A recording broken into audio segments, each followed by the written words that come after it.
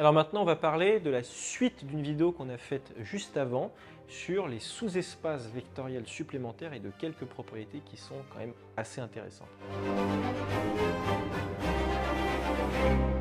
Alors à la vidéo précédente, on s'était arrêté sur ce tableau, donc qui est quand même un petit peu chargé. Donc ce qu'on avait dit, c'est que si vous prenez E, un espace vectoriel de dimension finie, donc là, dans l'exemple qui est à gauche, on avait pris E qui était R3, ok. Et on avait dit, bah, si jamais on prend deux sous-espaces vectoriels de E, F et G, F on avait pris le plan, vous voyez, qui est en rouge ici, et G on avait pris la droite en bleu qui est ici. Deux bases respectives B1 et B2, donc B1 c'est une base de F, on avait pris U et V qui sont ici, U il est là, V il est là, on dit que c'est B1, voilà, c'est une base bien de F, c'est libre et c'est générateur, il n'y a pas de problème. Et B2 c'est une base de G, B2, c'est W, c'est le vecteur qui est juste là, qui nous permet de générer tout l'espace vectoriel G, c'est-à-dire en fait la droite, tout simplement. Alors on avait dit que E est somme directe de F et G, on dit aussi que F et G sont supplémentaires dans E, si et seulement si la concaténation de B1 et de B2 formait une base de E. Donc là, c'est exactement ce qu'on a ici. C'est-à-dire que si jamais vous prenez U et V et que vous concaténez là avec W, ça vous donne cette famille qui est juste ici, UVW, qui est bien une base de R3. Parce qu'elle est génératrice, ça c'est absolument certain, et elle est libre parce que là, dans la somme directe, vous avez entre autres le fait que f inter g est réduit au vecteur nul. Okay, c'est ça qui vous garantit la liberté de cette famille de vecteurs u, v, w. Voilà. Et là, en fait, il y a deux théorèmes qu'on va pouvoir énoncer et engendrer, entre guillemets, à partir de toutes ces petites définitions. Et en fait, ces deux définitions, elles proviennent du double caractère des bases. Je m'explique, c'est-à-dire qu'une base, on sait que c'est une famille qui est génératrice et qui est libre. Générateur et c'est libre. Et pour chacune de ces caractéristiques, entre guillemets, on va pouvoir donner un théorème et qui va nous permettre de dire que E est ou n'est pas somme directe de F et G, c'est-à-dire que F et G sont supplémentaires dans E. Alors le premier théorème, le voici, c'est à vrai dire celui que vous allez utiliser le plus souvent. E est somme directe de F et G, c'est-à-dire que F et G sont supplémentaires dans E, si et seulement si, il y a deux conditions qui sont vérifiées. Il faut que f inter g soit réduit au vecteur nul et il faut que la dimension de E soit égale à la dimension de f plus la dimension de g. On remarque que ce théorème s'applique parfaitement là dans le cas présent, c'est que E là c'est R3, F c'est R2, G c'est R qui est juste ici. F inter G c'est bon, c'est bien le vecteur nul, il est juste ici, il n'y a pas de problème. Et la dimension de E qui est ici égale à 3, c'est bien égal à la dimension de F qui est égale à 2 plus la dimension de G qui est égale à 1. Il n'y a pas de problème, on est bien face à une somme directe. Alors ça, à quelle caractéristique de la base ça fait référence? Parce que j'avais dit qu'il y avait deux théorèmes, ça c'est le premier, et qui avait chacun trait aux deux grandes caractéristiques des bases. Là, c'est la notion de liberté, évidemment, parce que la notion de liberté, en fait, elle est directement associée et en lien avec le fait que f inter g est réduit au vecteur nul, en fait. Là, le fait que f inter g soit réduit au vecteur nul, c'est directement à mettre en lien avec le caractère libre là, de la famille UVW. En tant que base, c'est vraiment là le caractère de la liberté qui est super important. Après, vous avez aussi évidemment les dimensions, et donc ça a trait au nombre de vecteurs du coup, que vous avez dans la base. Parce qu'on se souvient, la dimension d'un espace vectoriel, qu'est-ce que c'est? C'est le nombre de vecteurs, c'est le cardinal, si vous voulez, de n'importe quelle base de votre espace vectoriel. Là, par exemple, E, il est de dimension 3. Okay, ça veut dire quoi qu'il est de dimension 3? Ça veut dire qu'en fait, par définition, il y a toujours 3 vecteurs dans n'importe quelle base de E. Toujours, c'est obligatoire. C'est ça la dimension d'un espace vectoriel. C'est le nombre de vecteurs que vous avez dans n'importe laquelle de ces bases. Donc ce premier théorème a attrait au caractère libre là, de la famille UVW qui est ici. Et maintenant, le deuxième théorème, le voici, qui lui a évidemment du coup trait au caractère générateur là, de cette famille qui est ici. Donc E est somme directe de f et g, ou f et g sont en somme directe dans E ou sont supplémentaires de E, bon, c'est comme vous voulez. Bon, ça c'est équivalent à dire que voyez, f plus g est égal à E et que dimension de E est égale à dimension de f plus dimension de g. Là, le fait que f plus g soit égal à E, ça c'est directement en lien avec le caractère générateur, évidemment, de la famille qui est ici. C'est-à-dire qu'en gros, vous pouvez écrire n'importe quel vecteur là, de E comme une somme d'un vecteur de f et d'un vecteur de g. Mais attention, je n'ai pas dit de façon unique, hein. Ça c'est super important. Si jamais vous avez juste f plus g qui est égal à E, ça ne veut pas du tout forcément dire que tout vecteur s'écrit de façon unique comme un vecteur de f et un vecteur de g. Ça veut simplement dire que tout vecteur de E peut s'écrire comme une somme d'un vecteur de f et d'un vecteur de g, c'est tout. Si jamais il s'écrit de façon unique, alors là vous êtes bien face à une somme directe, il n'y a pas de problème. Mais là, ce qui est marrant, c'est qu'on joue sur les dimensions, exactement comme ici. On dit si jamais vous avez ça, donc si jamais f et g sont générateurs dans E, ok, il n'y a pas de problème. Et si en plus la dimension de E est égale à la dimension de f plus la dimension de g, là c'est bon, il n'y a pas de problème, vous êtes bien face à une somme directe. Alors là, comment est-ce que ça s'interpréterait dans le dessin qu'on a fait ici?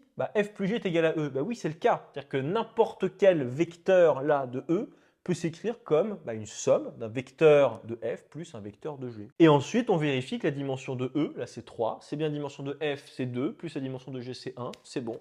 On est en somme directe, il n'y a pas de problème. Donc en fait, ces deux théorèmes qui sont ici, on le voit, font intervenir là les notions de dimension à chaque fois.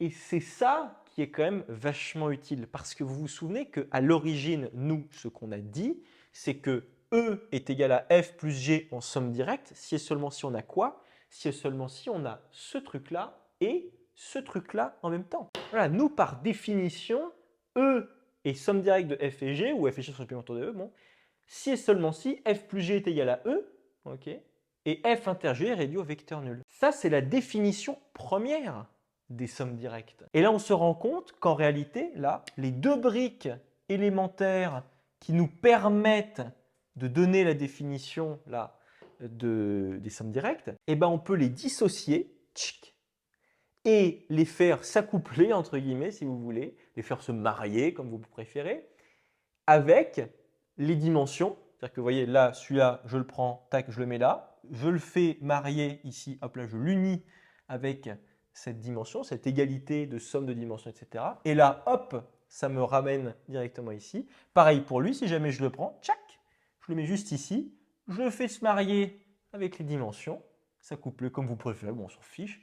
Et là, hop là, on retrouve ce caractère de somme directe. Donc là, ce qu'il faut vraiment bien avoir en tête, c'est que ça et ça, là, les deux éléments qui sont ici, en réalité, viennent évidemment de la définition première. Ils viennent de la définition première des sommes directes. Une somme directe, c'est quoi? C'est f plus g égale E et l'intersection est réduite au vecteur nul. Ok. Et ensuite, tac, si jamais vous les mettez là et que chacun vous les faites se marier ou s'unir ou s'accoupler, si vous voulez, avec des propriétés de dimension, ok, et vous retombez là-dessus. Et ça, c'est quand même super sympa parce que le truc, c'est que montrer ça et ça en même temps, la plupart du temps, c'est quand même super coton et super chiant. Parfois, faire ça et ça, on se dit, mais ça va être tellement chiant de faire les deux. J'ai pas envie de faire les deux, ça me prend trop de temps. Le plus souvent, ce qui se passe, c'est qu'il y en a un qui prend beaucoup plus de temps que l'autre. Donc là, ce qu'on fait, c'est que plutôt que de faire l'un et l'autre en même temps, qui prend quand même du temps, bon, on se dit, je vais me débarrasser de celui qui prend le plus de temps.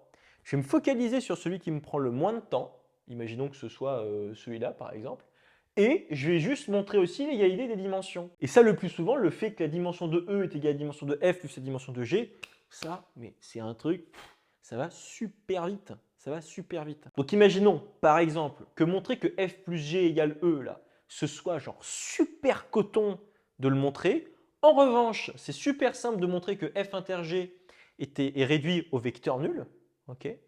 Là, on se dit, bon, moi, il faut que je montre que j'ai ça. Il faut que je montre qu'on a ça, qu'on a la somme directe qui est ici. Plutôt que de montrer ça et ça, je vire ce truc-là, je prends simplement lui, tchac, je me remets là, je me marie avec lui, parce que la dimension, c'est super fastoche aussi, c'est quasiment toujours très facile de montrer que là, qu'on a égalité des dimensions, le plus souvent, évidemment. Et donc, on détermine comme ça que E est bien somme directe de F et de G. Et donc voilà, les deux théorèmes qui sont ici sont quand même super sympas, ils nous permettent de ne pas avoir à trop travailler en réalité, en s'appuyant à chaque fois sur les dimensions.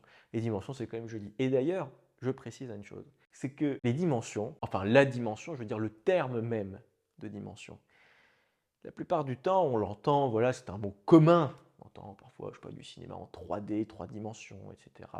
Truc de quatrième dimension, machin. C'est un mot conceptuellement qu'on connaît, dont on est assez familier. Mais en réalité, moi, ce que je trouve assez émouvant, presque, c'est de se dire que là, on a quand même réussi, depuis le début du cours, on l'a déjà dit évidemment, mais là on s'en rend vraiment compte, je trouve, c'est que la dimension mathématiquement, qu'est-ce que c'est? C'est le nombre de vecteurs que vous avez dans n'importe quelle base, de n'importe quel espace vectoriel. C'est-à-dire qu'en fait, le nombre de dimensions que vous avez, qu'est-ce que c'est? C'est en réalité simplement, vous comptez tout simplement le nombre de vecteurs que vous avez dans n'importe quelle base d'un espace vectoriel. Et ça, je trouve que du point de vue ontologique, voire même épistémologique si vous voulez, et définitionnel, conceptuel, tout ce que vous voulez, c'est quand même adopter un autre point de vue et comprendre de façon beaucoup plus profonde ce que sont les dimensions. Et ça, je trouve ça vachement émouvant, en fait. Parce que la plupart du temps, voilà, moi je me souviens, quand j'étais gamin, j'entendais voilà, quatrième dimension, etc. Et moi j'imaginais des trucs complètement délirants. Et on se construit aussi, sans doute, dans la littérature, etc., tout un imaginaire autour des dimensions. C'est quand même un mot très riche sémantiquement et très fort aussi en imaginaire, même en imaginaire collectif, hein. Mais là, on se rend compte de la vérité profonde qu'il y a derrière la dimension, derrière le principe même de dimension. C'est juste que vous comptez le nombre de vecteurs que vous avez dans n'importe quelle base de cet espace vectoriel, qui doit être donc une famille génératrice et libre. Famille génératrice et libre. Et moi je me dis, mais c'est fou. C'est-à-dire que ce mot de dimension que tout le monde connaît le mot de dimension, quatrième dimension, etc., sans vraiment aller chercher, mais qu'est-ce que c'est exactement ce mot, etc. En fait, c'est ça. Famille génératrice, c'est le nombre de vecteurs que vous avez dans n'importe quelle famille génératrice et libre de votre espace vectoriel. Moi, je trouve ça quand même assez beau. Bon. Passons. En tout cas, ça, les deux formules qui sont ici, je vous les conseille vraiment. Voilà, ça va vraiment vous servir. En particulier, ça reste entre nous, celle-là.